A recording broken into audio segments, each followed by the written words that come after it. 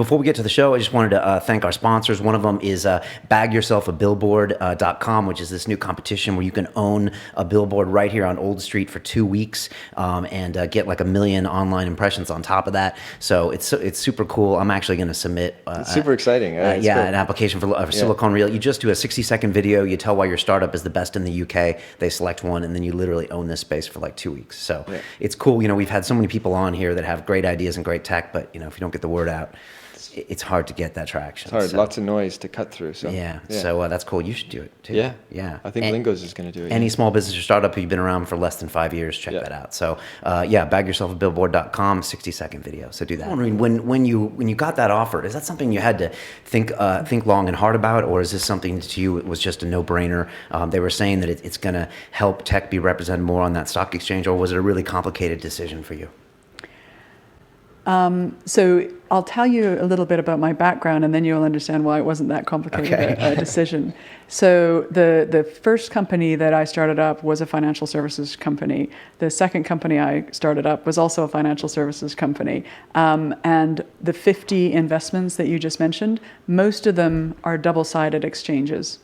So I love exchanges. I love making markets between buyers and sellers. Nothing makes me happier than doing that. So by double-sided, you mean sellers and buyers? Creating a marketplace is creating, selling, putting buyers together with sellers and making it easier for the buyers to buy and the sellers to sell. And so when I was approached about the LSC, which was mid last year, it was, I love markets. I love the transparency. I know.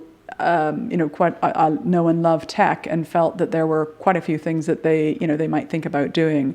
I'd also had this sort of weird experience of having floated my own company on London and NASDAQ simultaneously about 12 years ago.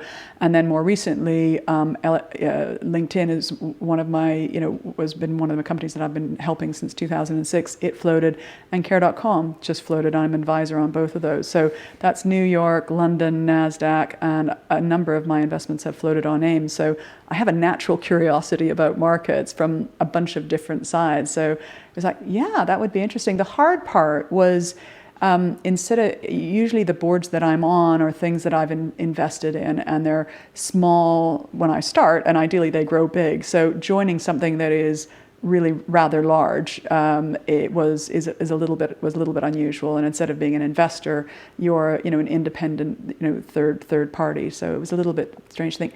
I usually help companies I invest in, and this was helping one not that I had invested in, but that I was interested in and felt that I could help them in some ways. And what is your role there? Are you trying to liaise with the community? I never know what board members do, because it seems like such a complicated job and hard to decide who does what. Do you kind of have to take the initiative or do what you do best on that board? So as a non-exec and as a director, you've got to be able to help them with all aspects. They appointed both Joanna and I think, with a view of the tech side of what we did. We are there to help them do whatever needs to be done. There are some people who were recently, just before us, appointed to help on the risk and the audit side of the company. And I'm really pleased that they haven't hired us so that we could help them with the risk side, because that's probably not my expertise. So there are some who are now the head of their risk side, and they're focusing on that.